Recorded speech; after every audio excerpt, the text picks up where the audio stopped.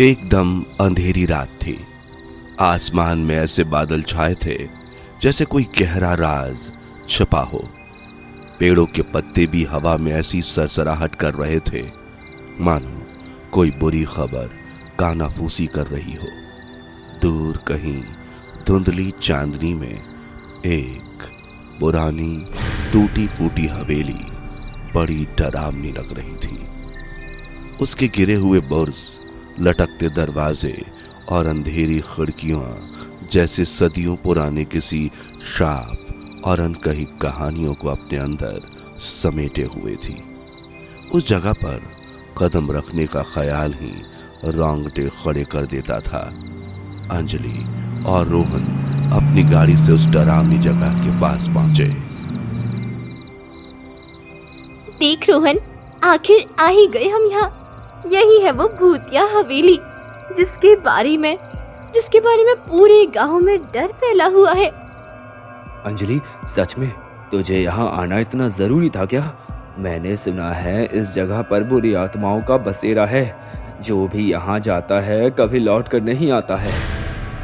अरे यार, तू भी ना, ये सब बूढ़े गांव वालों की बनाई हुई कहानियां हैं जो बच्चों को डराने के लिए होती है।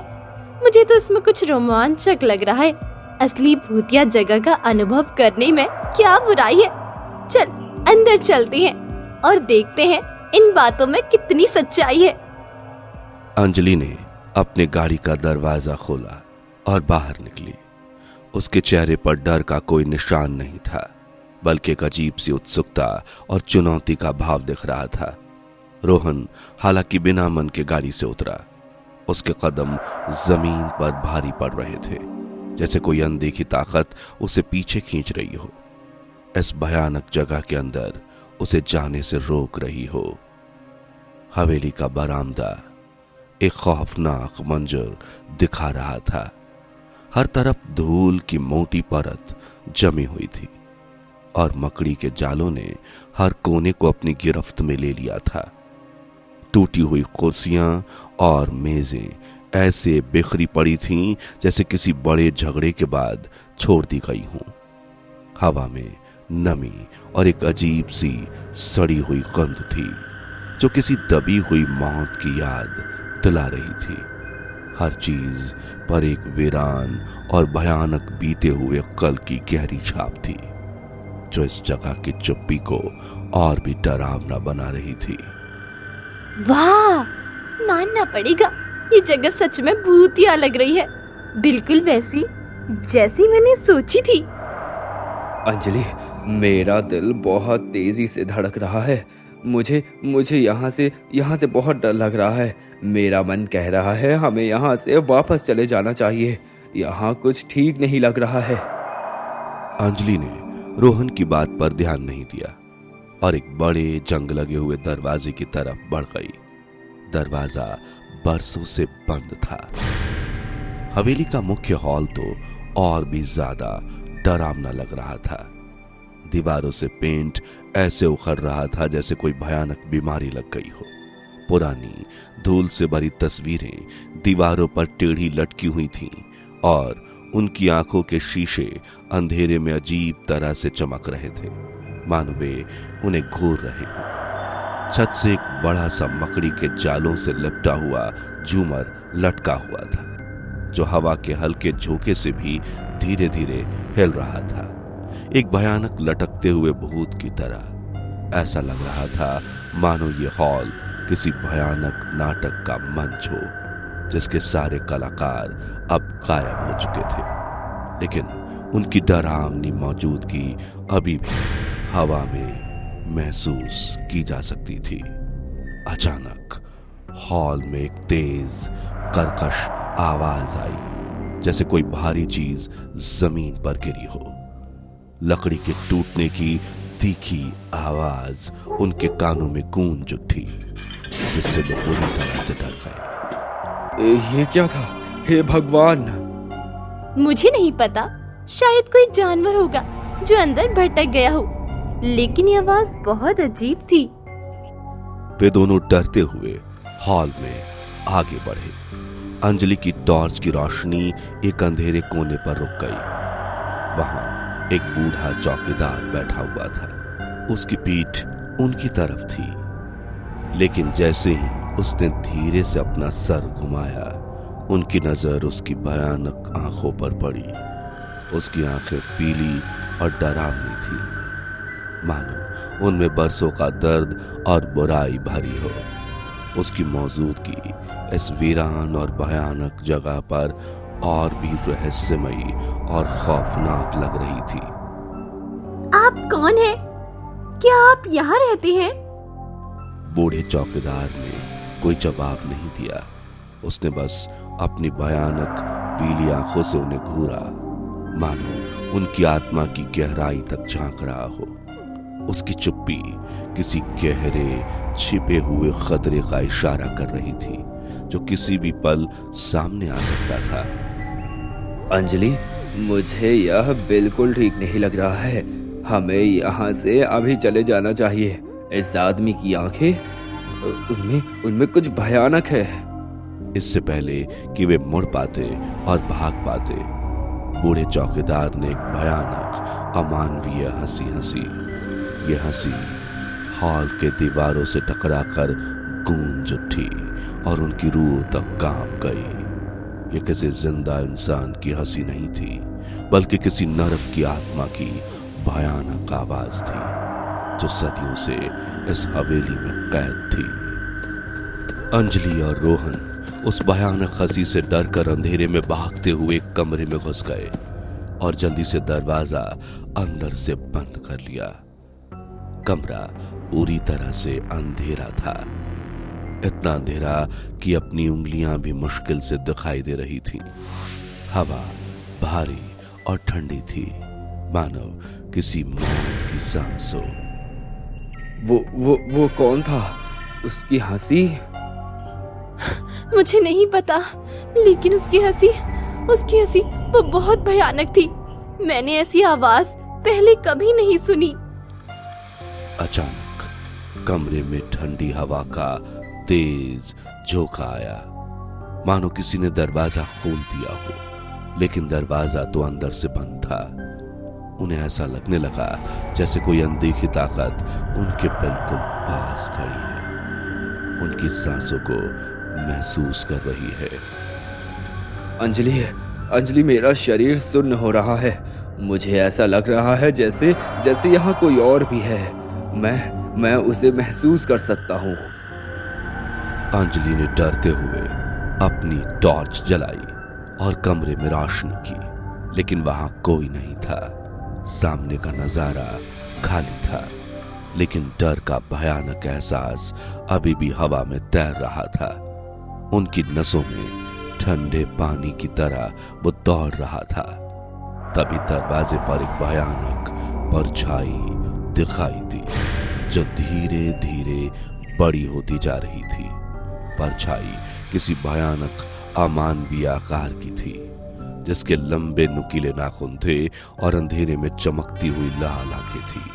ये परछाई किसी बुरे सपने से निकली हुई लग रही थी, जब सच का रूप ले रही थी। देख, दीवार पर वो क्या है? वो भयानक परछाई दीवार से हटकर धीरे धीरे उनकी ओर बढ़ने लगी, मानो अंधेरा ही साकार होकर उनकी ओर आ रहा हो, उन्हें अपनी काली गिरफ्त में लेने के लिए। अंजलि और रोहन उस भयानक दृश्य से डरकर कमरे से भागकर अंधेरे गलियारों में आ गए। गलियारा लंबा और घुमावदार था, जिसके दोनों तरफ अनगिनत दरवाजे बंद थे, जो ना जाने किन भयानक कमरों की ओर ले जाते थे। उनके पीछे किसी के धीरे धीरे घिसकने की एक भयानक आवाज सुनाई दे रही थी, जो उनकी नसों में ठंडे पानी की तरह दौड़ गई, उनके दिलों की धड़कनों को और तेज कर दिया। जल्दी कर अंजलि, वो हमारे पीछे आ रहा है।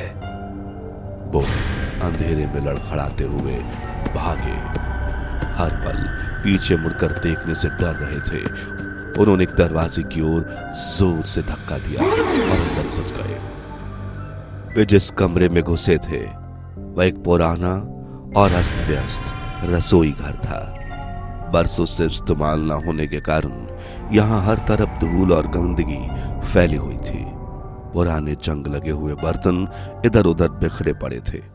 दीवारों पर कालिक की मोटी परत जमी हुई थी। यहाँ कभी चूल्हे की गर्मी और स्वादिष्ट खाने की खुशबू रही होगी, लेकिन अब सिर्फ वीरानगी और एक अजीब सी सड़ी हुई गंध थी जो किसी भयानक रहस्य को छुपाए हुए थी। अचानक रसोई घर में रखे सारे बर्तन एक साथ भयानक शोर मचाते हुए बजने लगे। ये क्या हो रहा है? ये सब क्या है? रसोई घर की पुरानी लटकी हुई लाइटें टिमटिमाने लगी और पूरी तरह से बंद हो गई। कमरे को घने अंधेरे में डुबा दिया।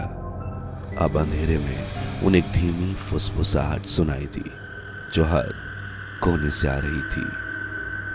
तुम यहां नहीं रह सकते, चले जाओ, ये हमारी जगह है। डर से कांपते हुए अंजलि रोहन रसोई घर से भागकर एक और कमरे में घुस गए। यह एक पुराना डबल बेडरूम था। ड्रेसिंग टेबल पर एक अंडाकार टूटा हुआ शीशा पड़ा था जिसके किनारे नुकीले थे। कमरे में हवा भारी और स्थिर थी, मानो सदियों से किसी ने सांस न ली हो। अंजलि डरते हुए टूटे शीशे की ओर देखती है। धुंधली रोशनी में उसे शीशे में अपनी परछाई तो दिखती है, लेकिन ठीक पीछे एक भयानक चेहरा भी झलक मारता है। उस चेहरे की आंखें लाल अंगारे की तरह चमक रही थीं और उसके दांत लंबे नुकीले थे जैसे किसी शिकारी जानवर के हों। रोहन, देख शीशे में। रोहन डर से कांप रहा था, लेकिन अंजलि की चीख सुनकर उसने हिम्मत करके शीशे की ओर देखा। लेकिन जब तक उसकी नजर शीशे पर पड़ी वो भयानक चेहरा गायब हो चुका था। सिर्फ अंजलि की डरी हुई परछाई नजर आ रही थी। डर और भ्रम से ग्रस्त अंजलि और रोहन बेडरूम से भागकर वापस गलियारे में आ गए। गलियारा पहले से भी ज्यादा अंधेरा और भयानक लग रहा था। बंद दरवाजे के पीछे उन्हें धीमी दर्द भरी फुसफुसाहट सुनाई दे रही थी, मानो दीवालों में कैद आत्माएं कुछ कहने की कोशिश कर रही हों। अचानक गलियारे के आखिर में उन्हें एक धुंधली रोशनी दिखाई दी। उम्मीद की एक किरण के साथ वे उस रोशनी की ओर भागने लगे। रोशनी एक बड़े पुस्तकालय से आ रही थी। कमरे में धूल भरी रोशनी, पुरानी किताबों की अलमारियां थीं और फटी हुई चमड़े की कुर्सियां इधर उधर बिखरी पड़ी थीं। कमरे के बीच में एक बड़ी मेज थी जिस पर एक खुली पुरानी हुई किताब रखी हुई थी। जैसे ही वो कमरे में दाखिल हुए, किताब के पन्ने अपने आप पलटने लगे थे, हवा के किसी झोंके के बिना। ये क्या हो रहा है? अंजलि डरते हुए मेज के पास गई, किताब देखने लगी। किताब के पन्नों पर अजीबो गरीब चित्र और भाषा में कुछ लिखा था। तभी कमरे में ठंडी आवाज गूंजी। उसने मुझे यही मारा था, इसी कमरे में। अंजलि और रोहन डरकर चारों तरफ देखने लगे, लेकिन कमरे में कोई नहीं था। वह आवाज हवा में तैर रही थी, एक दर्दनाक याद की तरह। बहुत साल पहले इस हवेली में विक्रम नाम का एक बड़ा ही निर्दयी और लालची आदमी रहता था। उसने अपनी काली करतूतों से हवेली को दागदार कर दिया था।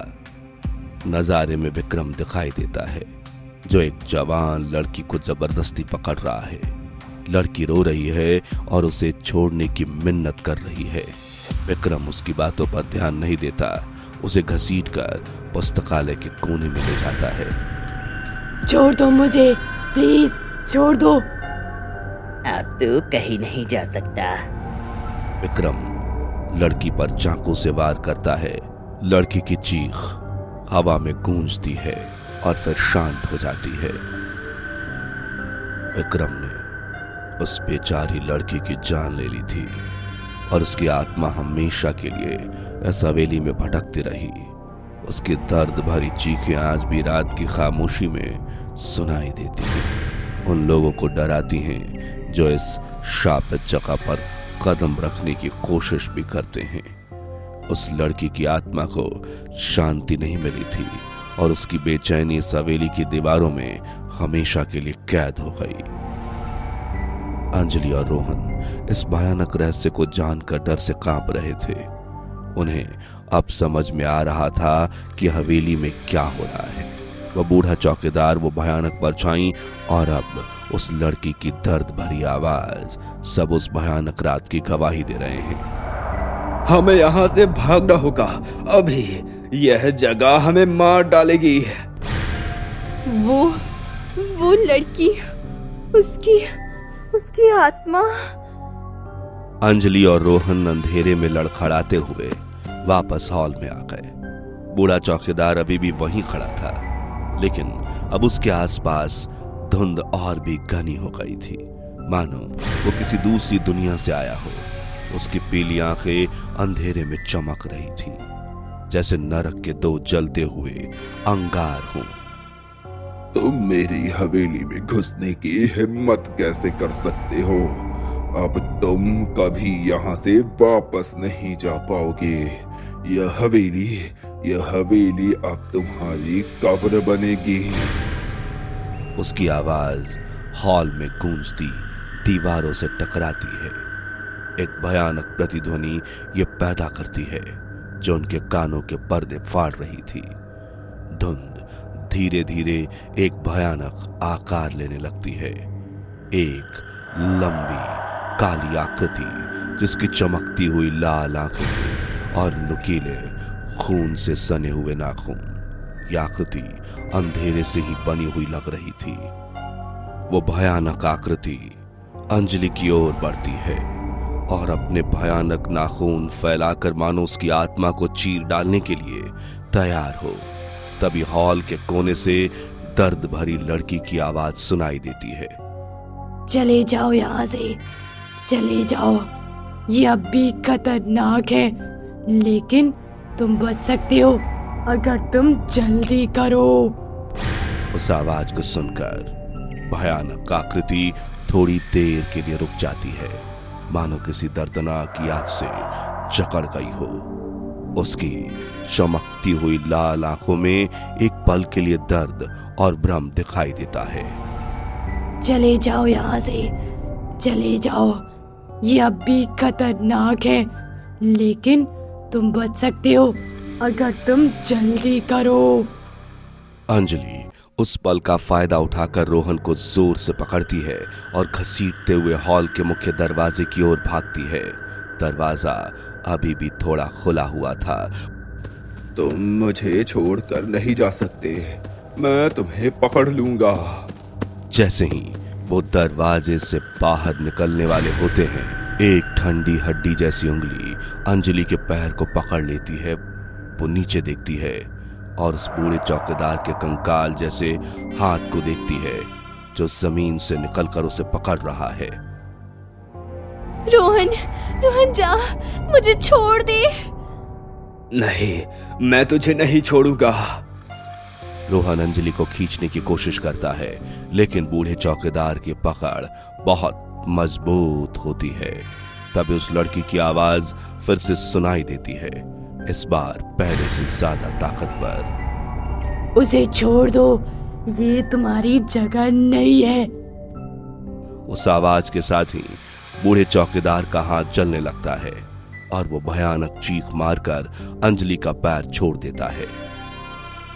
अंजलि और रोहन लड़खड़ाते हुए हवेली से बाहर निकल जाते हैं और अपनी गाड़ी की ओर भागते हैं। जैसे ही वो गाड़ी में बैठते हैं और इंजन चालू करते हैं, उन्हें हवेली के अंदर से एक भयानक चीख सुनाई देती है जो धीरे धीरे शांत हो जाती है।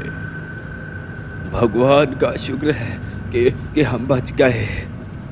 मुझे लगता है उस लड़की की आत्मा ने हमारी मदद की। अगली सुबह अंजलि और रोहन बहुत दूर निकल चुके थे। वे दोनों थके हुए और डरे हुए थे लेकिन जिंदा थे। रात का भयानक अनुभव उनके दिलों में हमेशा के लिए गहरा घाव छोड़ गया था। वे दोनों चुपचाप आगे बढ़ते रहे, उस प्रेत हवेली के भयानक रहस्य को पीछे छोड़ते हुए। एक ऐसा रहस्य जो हमेशा के लिए उनके सपनों को डराता रहेगा। उस रात उन्होंने मौत को बहुत करीब से देखा था और उन्हें पता चल गया था कि कुछ ऐसी जगहें होती हैं जहां कभी नहीं जाना चाहिए।